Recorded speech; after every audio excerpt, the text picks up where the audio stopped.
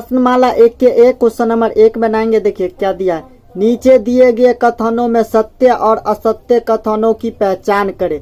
देखिए 1 का ए में क्या कहता है, प्रत्येक पूर्णांक एक परिमेय संख्या भी है। तो चलिए इसको बोर्ड पे समझाते, ये सत्य होगा, लेकिन हम आपको बोर्ड पे समझाते कैसे होगा सत्य। देखिए क्वेश्चन 1 का ए बनाएंगे, यहाँ पे इसमें होगा सत्य, ये होगा सत्य, समझाते कैसे होगा, ये सत्य हो जाएगा, लेकिन इसको हम समझाते। देखिए एक डायर ले लेंगे यहाँ से यहाँ तक, प्रत्येक पूर्णांक संख्या परिमेय संख्या भी होता है, तो इसमें बीच में दे देंगे। देखिए ये दाहिना तरफ जो है ये ऋणात्मक धनात्मक होगा, और बायां तरफ ऋणात्मक चलेगा, मतलब माइनस में चलेगा, इधर प्लस में चलेगा। देखिए 1 2 3 4 5 कहीं तक ये जहां तक भी जा सकता है, इसका कोई अंत नहीं है, अनंत है। इधर माइनस में चलेगा 1 2 3 4 5 तक, इधर भी ले लेंगे 5। देखिए 5 तक ले लिए, ये हो गया प्रत्येक पूर्णांक संख्या हो गया, ये पूर्णांक हो गया।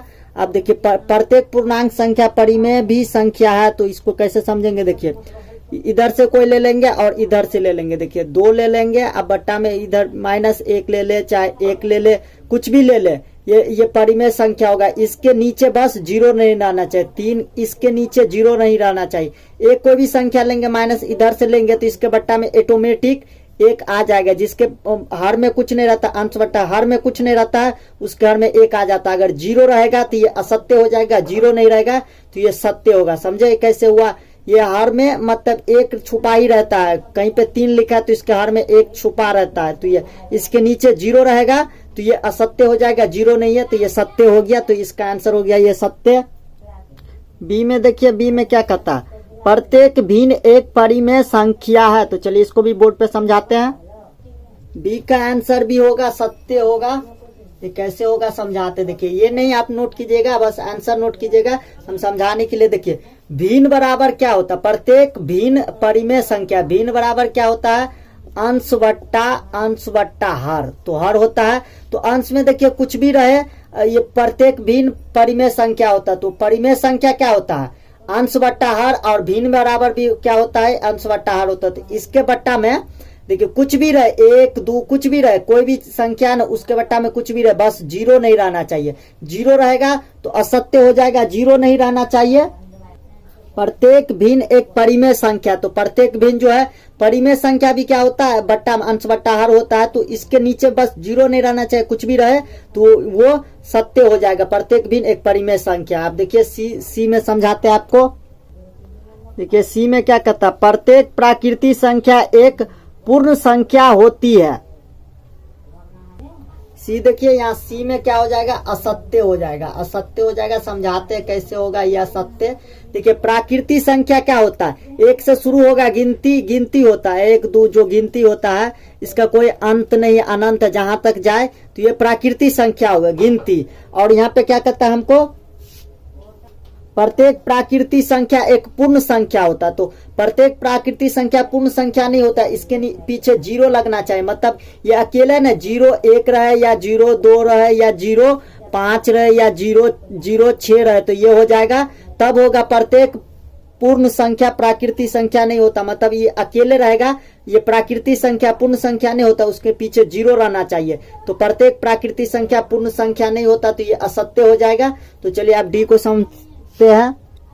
देखिए डी में देखिए क्या कहता है, प्रत्येक पूर्णांक एक पूर्ण संख्या होती है। तो चलिए इसको भी समझाते हैं। डी देखिए, डी में असत्य होगा, पहले असत्य तो लिख देते, उसके बाद समझाते ये असत्य कैसे होगा। ये डी इसका आंसर असत्य हो गया। देखिए प्रत्येक पूर्णांक क्या कहता है, इसमें प्रत्येक पूर्णांक एक पूर्ण संख्या होती है। तो पूर्णांक तो ये हो गया। अब देखिए पूर्ण संख्या क्या होता है, अकेले नहीं होता, जिसके पीछे 0 लगा रहता है। तो इसमें से कोई भी संख्या लेते हैं, जैसे माइनस, ये इधर से 1 ले लेते हैं, 3 ले लेते हैं, 5 लेते हैं, इसमें से कोई भी, तो ये पूर्ण संख्या नहीं। पूर्ण संख्या होने के लिए इसके पीछे 0 रहना चाहिए, इसके पीछे 0 रहना चाहिए, इसके पीछे 0 रहना चाहिए। तो प्रत्येक पूर्णांक, ये पूर्णांक है, पूर्ण संख्या होती है तो नहीं, क्योंकि उसके पीछे 0 नहीं। पूर्णांक, ये जो पूर्णांक के पीछे 0 नहीं ना, इसमें 0 रहेगा तब पूर्ण संख्या होगा। तो डी असत्य हो गया।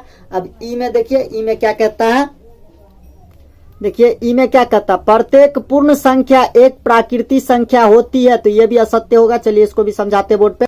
पहले यहाँ पे असत्य लिख लेंगे, इसका आंसर असत्य होगा। अब देखिए प्रत्येक पूर्ण संख्या जो है प्राकृतिक संख्या होती है, यही ना कहता है क्वेश्चन में, प्रत्येक पूर्ण संख्या एक प्राकृतिक संख्या होती है। पूर्ण संख्या क्या है? पूर्ण संख्या जिसके पीछे जीरो लगा। प्राकृतिक संख्या गिनती होता है 1 2 3 4 4 5 जो भी हो, 4 पहले हो 5 जो भी हो, 6 8 7 जो भी हो, इसका अंत नहीं होता। ये हो गया प्राकृतिक संख्या। अब पूर्ण संख्या क्या होता है? जिसके पीछे जीरो लगे, 0 1 0 2 0 3, ये क्या है? ये पूर्ण संख्या, ये प्राकृतिक संख्या। तो दोनों एक नहीं है, तो इसीलिए ये असत्य हो गया, क्योंकि पूर्ण संख्या के पीछे जीरो रहता है, प्राकृतिक संख्या गिनती होता है। तो गिनती में कभी कभी सुनते हैं 0 1 0 2, नहीं होता। गिनती 1 2 3 4 5 6 ऐसे चलता है, पूर्ण संख्या में पीछे जीरो रहता है। तो ये हो गया, इसका आंसर असत्य। आप देखिए ऐप में क्या कहता है, आपको भी समझा देते हैं। ऐप में देखिए क्या कहता है, प्रत्येक परिमेय संख्या एक पूर्णांक होती है। तो चलिए इसको भी समझाते, ये असत्य होगा। ऐप में देखिए असत्य होगा, ये इसका भी आंसर असत्य लिखेंगे और समझाते हैं कैसे होगा। असत्य हो गया। प्रत्येक परिमेय संख्या, इसमें कहता है प्रत्येक परिमेय संख्या एक पूर्ण संख्या होती है। पूर्ण संख्या जो क्या है? पूर्ण संख्या जिसके पीछे जीरो लगा हो, 0 1 0 2 0 3, ये पूर्ण संख्या है। ये पूर्ण संख्या। अब परिमेय संख्या क्या होता है? बट्टा में होता है, 4/5। तो ये और ये सेम नहीं हो सकता। परिमेय जो है बट्टा में होता है, 4/5 2/3, कुछ भी बट्टा में हो, 5/3/3 3/5 3/6, ये हो गया परिमेय संख्या, ये पूर्ण संख्या। तो ये दोनों एक नहीं हो सकता, क्योंकि इसके पीछे जीरो है, ये बट्टा में। तो इसका आंसर ये असत्य होगा। अगर आपको हमारा ये वीडियो समझ में आया हो तो वीडियो को लाइक कर दीजिए और चैनल को सब्सक्राइब कर दीजिए। अगले वीडियो में क्वेश्चन नंबर 2 बनाएंगे।